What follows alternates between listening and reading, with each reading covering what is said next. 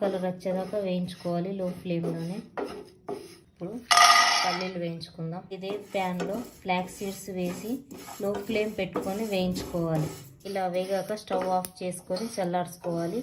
ముందుగా చల్లారిన పల్లీలు నువ్వులు గ్రైండ్ చేసుకోవాలి. ఇప్పుడు ఇందులోనే చల్లారిన ఓట్స్ వేసుకోవాలి. ఇప్పుడు ఇందులో ఫ్లేవర్ కోసం 4 ఇలాచీలు వేసుకోవాలి. ఇప్పుడు ఈ మిశ్రమంలో బెల్లం వేసుకుందాం. ఇప్పుడు ఈ మిశ్రమంలో బెల్లం వేసుకొని గ్రైండ్ చేసుకోవాలి.